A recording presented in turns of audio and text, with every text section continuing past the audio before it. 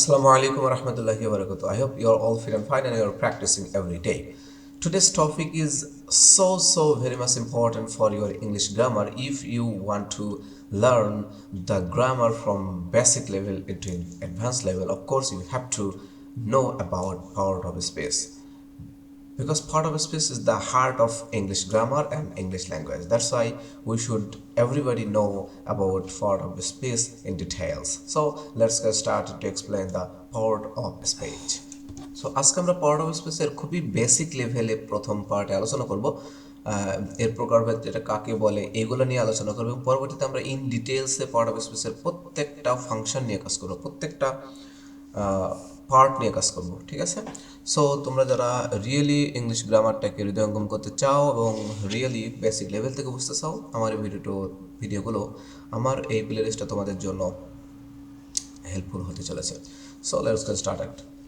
So আমরা জানি part of speech এর মানেটা কি। আসলে আমি এখানে কোনো সংজ্ঞায়িত করব না বা সংজ্ঞা দিব না। আমরা জানি যে আমরা অর্থটি দেখে নিই, যদিও বাংলার সাথে ইংলিশের আসলে পুরোপুরিভাবে ট্রান্সলেট করলে অতটা বোঝা যাবে না, তারপরও আমরা একটু চেষ্টা করব।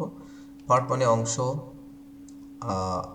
এটা হচ্ছে অফ বিভক্তি, এর বিভক্তি, ঠিক আছে? আর স্পিচ মানে কথা। তাহলে উল্টা দিক থেকে নর্মালি আমরা জানি ইংলিশের অনুবাদটা করলে বেশি বেটার হয়। সো কথা এর অংশ, তার মানে আমরা যে কথাগুলো বলি, আমরা যে বাক্যগুলো বলি, সেই কথার অংশই হচ্ছে পার্ট অফ স্পিচ। অর্থাৎ বাক্যের অন্তর্গত প্রতিটি অংশকে বলা হয় পার্ট অফ স্পিচ যদি আমরা সংজ্ঞায়িত করি। তাহলে আমরা যদি বলি বাক্যের অন্তর্গত প্রতিটি অর্থবোধক শব্দ, তাই না? আমরা সংজ্ঞা যদি বলতে চাই তাহলে এটা বলতে পারি যে বাক্যের অন্তর্গত প্রতিটি অর্থবোধক শব্দকে পার্ট অফ স্পিচ বলে। যাদের সংজ্ঞা দরকার আছে তারা এই সংজ্ঞাটা দিয়ে নিও, ইট উইল বি ফাইন।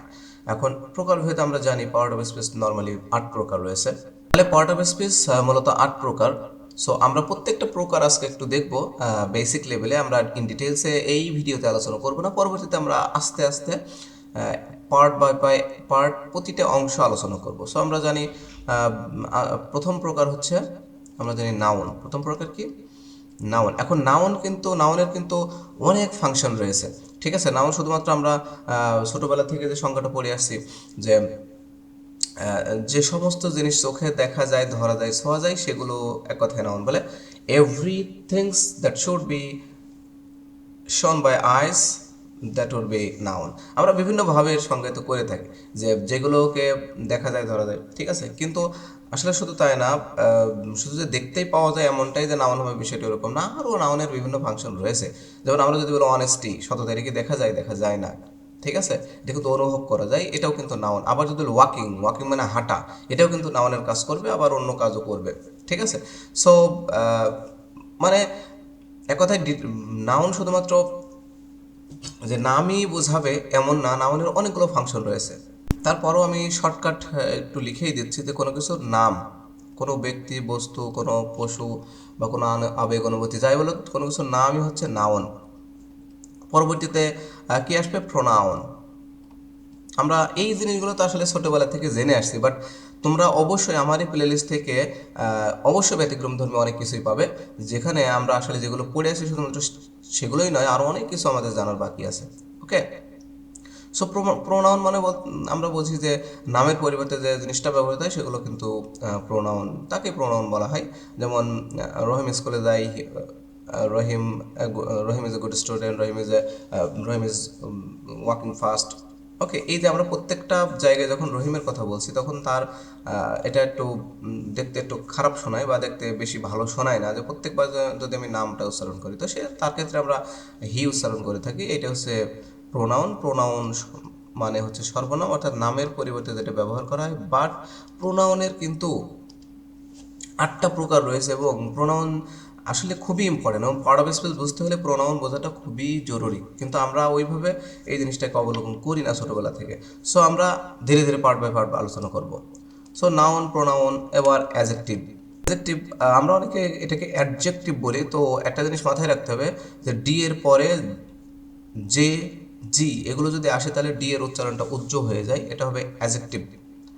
ঠিক আছে। অ্যাডজেক্টিভ মানে কোনো যদি আমরা কোনো নাউন বা প্রোনাউনের দোষ, গুণ, সংখ্যা, অবস্থা, পরিমাণ, এই জিনিসগুলো বুঝি, তখন সেটাকে বেসিক্যালি অ্যাডজেক্টিভ বলে। তো বেসিক্যালি অ্যাডজেক্টিভটা নাউনের আগে বসে নাউনকে মডিফাই করে, অর্থাৎ নাউন সম্পর্কে অতিরিক্ত তথ্য দান করে। যেমন আমি যদি বলি কিউট বার্ড, যদি বলি কিউট বার্ড, এখানে বার্ড কিন্তু নাউন। আমরা বলবো যে কোন ধরনের নাউন, নাউনের প্রকারভেদ যখন আলোচনা করবো ইন ডিটেলস তখন আমরা বুঝবো। তো কিউট বার্ড, বার্ড হচ্ছে নাউন, আর নাউনের পূর্বে কিন্তু কিউট বসেছে, এটা হচ্ছে অ্যাডজেক্টিভ। অর্থাৎ নাউনকে যদি আমরা কেমন দ্বারা প্রশ্ন করি, যেমন এখানে রয়েছে কিউট বার্ড, আমি যদি প্রশ্ন করি কেমন বার্ড, উত্তর হবে কিউট বার্ড। সো কেমন দ্বারা প্রশ্ন করলে বেসিক্যালি ডিরেক্টলি অ্যাডজেক্টিভ পাওয়া যায়। ঠিক আছে। তারপরে আরও অনেকগুলো বিষয় রয়েছে। অ্যাডজেক্টিভের ভিতরে আমাদের ডিটারমিনার থাকবে, আমাদের আর্টিকেল থাকবে। ঠিক আছে, ওই জিনিসগুলো আমরা অ্যাডভান্স লেভেলে আলোচনা করব। সো এতটুকু মনে রাখবো যে নাউনের পূর্বে যে শব্দটা বসে, সিঙ্গেল ওয়ার্ড যদি থাকে, সেই শব্দটা নর্মালি অ্যাডজেক্টিভ হয়, এবং অ্যাডজেক্টিভটা কিন্তু নাউনকে মডিফাই করে বা নাউন সম্পর্কে অতিরিক্ত তথ্য প্রদান করে। সেটাই হচ্ছে অ্যাডজেক্টিভ। আমি যদি আরেকটা উদাহরণ দিই, যেমন এ বার্ড, এখানে খেয়াল করো, এ বার্ড। আমি যদি বলতাম শুধু বার্ড, তুমি এই সম্পর্কে তেমন অতিরিক্ত তথ্য আমি যদি না দিই, শুধু বার্ড বলি, তুমি কি বুঝলি? শুধু এখানে একটা পাখি আছে, এখানে শুধু পাখি আছে। আমি যদি বলি আ বার্ড, মানে একটি পাখি, তাহলে তুমি বুঝতে পারলে অবশ্যই এখানে একটা সংখ্যা রয়েছে, সেটা হচ্ছে একটি। এটা কিন্তু আমরা বেসিক্যালি আর্টিকেল বলি, যে এ অ্যান্ড দি হচ্ছে আর্টিকেল, বাট যেহেতু বার্ড হচ্ছে নাউন, নাউনের পূর্বে একটি শব্দ বসেছে, এটা কিন্তু অ্যাডজেক্টিভ। আর আর্টিকেল যে তিনটা শব্দ রয়েছে, এ অ্যান্ড দি, এই আর্টিকেল কিন্তু অবশ্যই পার্ট অফ স্পিচ হিসেবে অ্যাডজেক্টিভ ব্যবহৃত হয়, অ্যাডজেক্টিভ বলা হয় তাদেরকে। ঠিক আছে। সো তারপরে আমরা বলতে পারি ভার্ব। এখন এই ভার্ব খুবই ইম্পর্টেন্ট। বেসিক্যালি আমরা আসলে যে পার্ট অফ স্পিচ নিয়ে আলোচনা করছি, প্রত্যেকটা মানে পার্টই খুবই খুবই ইম্পর্টেন্ট টু আন্ডারস্ট্যান্ড। এই জন্য আমরা ভার্বটাকে পুরো বেসিক লেভেল থেকে অ্যাডভান্স লেভেল পর্যন্ত দেখবো। ভার্ব কত ধরনের রয়েছে, কি কত প্রকার কি কি রয়েছে। আমরা বেসিক্যালি শুধুমাত্র মেইন ভার্ব হিসেবেই ভার্বটাকে পড়ি, আর অক্সিলারি ভার্ব হিসেবে পড়ি। ঠিক আছে। সো মেইন ভার্বকে প্রিন্সিপাল ভার্বও বলা হয়, কিন্তু এর যে আরও নামও রয়েছে, এটা তো বেসিক্যালি মেইন ভার্ব না, এটা বেসিক্যালি ফাইনাইট ভার্ব, যেগুলো আমরা ছোটবেলা থেকে আর একটু জানলে আরও বেশি বেটার হতো আমাদের। কারণ এই প্রত্যেকটা জিনিসই আমাদের কিন্তু ক্লাস 6 স্ট্যান্ডার্ড থেকে 10 স্ট্যান্ডার্ড পর্যন্ত প্রত্যেকেরই কাজে লাগবে। বাট আমরা শুধুমাত্র এই বেসিক নামটা জানি যে ভার্ব, কিন্তু ওইটাকে যে ফাইনাইট ভার্ব বলা হয় বা এটাকে যে ইনট্রানজিটিভ বা ট্রানজিটিভ ভার্ব বলা হয়, এই জিনিসগুলো বেসিক্যালি জানলে আমাদের আরও সহজ হয়ে যেত। তো ভার্বের বেসিক্যালি 4টা ফর্ম যদি আমরা জানতাম, তাহলে আমাদের জন্য খুবই সহজ হতো ইংরেজিটা বোঝা। ফাইনাইট ভার্ব কোনটা, নন ফাইনাইট ভার্ব কোনটা, ট্রানজিটিভ ভার্ব কোনটা, ইনট্রানজিটিভ ভার্ব কোনটা। ঠিক আছে। আর বেসিক্যালি আমি তো অক্সিলারি ভার্বটা জানি, মোডাল ভার্বটাও জানি, লিঙ্কিং ভার্বের প্যাচ তো রয়েছেই। তো সেক্ষেত্রে আমরা ভার্ব সম্পর্কে ছোটবেলা থেকে যদি একটু জেনে আসতাম, প্রকারভেদটা জাস্ট প্রকারভেদ দিয়ে একটু উদাহরণটা যদি আমরা একটু জানতাম, তাতে আমাদের অনেক কাজ হতো এসএসসি লেভেলে গিয়ে। ঠিক আছে। তো আমরা পরবর্তী পার্ট অফ স্পিচে চলে যাই, অ্যাডভার্ব, তাই না? তো পরবর্তীতে পার্ট অফ স্পিচটা রয়েছে, সেটা আছে অ্যাডভার্ব। আমরা নর্মালি জানি যে নাউনের পূর্বে যে শব্দটা, সিঙ্গেল ওয়ার্ডটা বসেছে, এটা কিন্তু অ্যাডজেক্টিভ, এটা আমরা জেনে আসছি।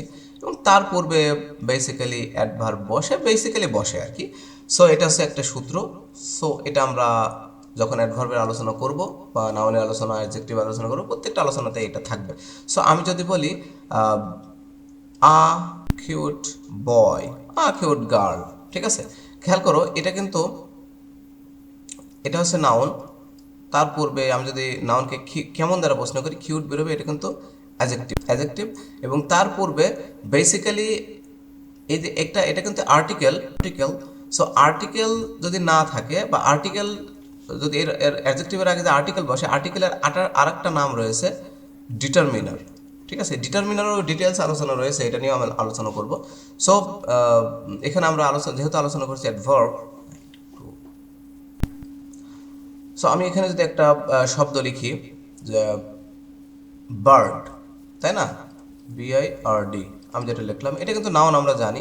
সো আমরা এখন লিখবো যে কিউট বার্ড, যেটা আমি কিছুক্ষণ আগে উদাহরণ দিলাম। তাহলে আমরা নাউনকে যদি কেমন দ্বারা প্রশ্ন করি, তাহলে পাওয়া যায় অ্যাডজেক্টিভ, আমরা জানি। আমি যদি বলি কেমন বার্ড, কিউট বার্ড। আমি যদি বলি সো কিউট বার্ড, তাহলে দেখো এই যে সো কিউট বার্ড, এই যে অ্যাডজেক্টিভটা আবার আবার যদি আমরা কেমন দ্বারা প্রশ্ন করি যে কেমন কিউট, সো কিউট, এটাই হচ্ছে বেসিক্যালি অ্যাডভার্ব। অর্থাৎ অ্যাডভার্ব শুধুমাত্র নাউন এবং প্রোনাউন বাদে, এই নাউন প্রোনাউন বাদে যত প্রকার আমাদের নাউন প্রোনাউন এবং ইন্টারজেকশন, ওকে, ইন্টারজেকশন বাদে বাকি যতগুলো পার্ট অফ স্পিচ রয়েছে প্রত্যেকটা পার্ট অফ স্পিচকে সে মডিফাই করে। সে অ্যাডভার্বটা এমন একটা বিষয় যে এটা হচ্ছে প্রত্যেকজন সম্পর্কে সে অতিরিক্ত তথ্য দিতে পারে, ইভেন অ্যাডভার্ব সম্পর্কেও সে অতিরিক্ত তথ্য দিতে পারে। ওকে, সো আমি এখানে লিখলাম যে কিউট বার্ড, যে মানে সুন্দর একটা নাইস বা কিউট বার্ড, সুন্দর একটা পাখি। তো আমি যদি বলি কেমন কিউট, তাহলে এর উত্তর কিন্তু পাওয়া যাবে সো কিউট। তাহলে সো কিন্তু এই কিউটকে আবার কিউট সম্পর্কে অতিরিক্ত তথ্য দেয়। ঠিক আছে, তো এগুলো ডিটেলসে যখন আমি আলোচনা করব তখন তোমরা বুঝতে পারবে যে এই অ্যাডভার্বের ক্ষমতা কত। ঠিক আছে, আমি জাস্ট আরেকটা নমুনা এখানে দেখিয়ে দিই। আমি যদি বলি সো ভেরি নাইস গার্ল, তাহলে খেয়াল করো একদম লাস্টে যেটা রয়েছে, একদম বাক্যের শেষে বা ফ্রেজের শেষে যেটা রয়েছে সেটা হচ্ছে নাউন। তো কেমন গার্ল, নাইস গার্ল, এটা হচ্ছে অ্যাডজেক্টিভ, এটা আমরা জানি খুবই ইজি। তারপরে আমি যদি বলি কেমন নাইস, ভেরি নাইস, এটা হচ্ছে অ্যাডভার্ব, এটা আমরা জানি। আমি যদি আবার আবার এটাকে প্রশ্ন করি, এই দুইটাকেই যদি প্রশ্ন করি যে কেমন ভেরি বা কেমন খুব, সো ভেরি, এটাও কিন্তু অ্যাডভার্ব। খেয়াল করো এই অ্যাডভার্বটা আবার পূর্বের অ্যাডভার্বকে কিন্তু মডিফাই করছে, বা পূর্বের অ্যাডভার্ব সম্পর্কে বলছে না ভেরি তো ভেরি, অনেক ভেরি, মানে খুব বেশি ভেরি, খুব খুব আর কি, খুব খুব নাইস গার্ল। এখানে আমি যদি বাংলায় বলি, আসলে পুরোপুরি তো ইংলিশটাকে বাংলা দ্বারা ডিফাইন করা যায় না ওইভাবে, তারপরেও তুমি একটু বোঝার সুবিধাতে বলতে পারো যে আমি যদি বলি যে কেমন গার্ল, নাইস গার্ল, তাহলে বোঝা গেল এটা হচ্ছে গার্লটা হচ্ছে মিষ্টি। কেমন মিষ্টি, খুবই মিষ্টি, তাহলে আরও একটু এই গার্ল সম্পর্কে আরও একটু বলা যাচ্ছে যে খুবই মিষ্টি, তাই না, যে নাইসটা খুবই নাইস।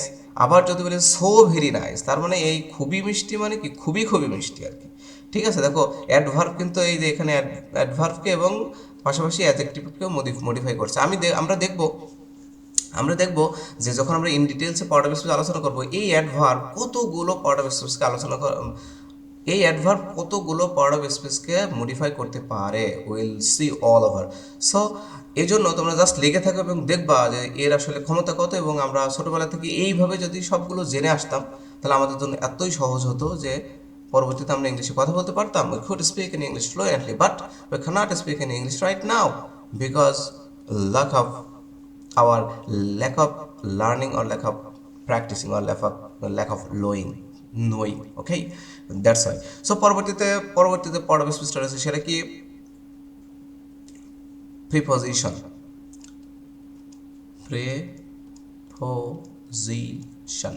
রাইট, সো এটা হচ্ছে আমরা তো নর্মালি উচ্চারণ করি প্রিপোজিশন, এটা হবে প্রেপোজিশন। তোমরা একটু দেখে নিতে পারো।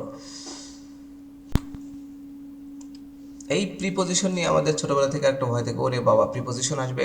ঠিক আছে, সো প্রিপোজিশন নিয়ে যখন আমরা ইন ডিটেলস আলোচনা করব তখন খুবই সহজ হয়ে যাবে। প্রিপোজিশনটা হচ্ছে যে যখন দুইটা ওয়ার্ডের মধ্যে যখন কানেকশন তৈরি হয় তখন বলা হয়, তখন যেটা বসে মাঝখানে দুইটা ওয়ার্ডের মধ্যে সেটাকে প্রিপোজিশন বলে। যেমন আমি বলি যে যদি বলি এ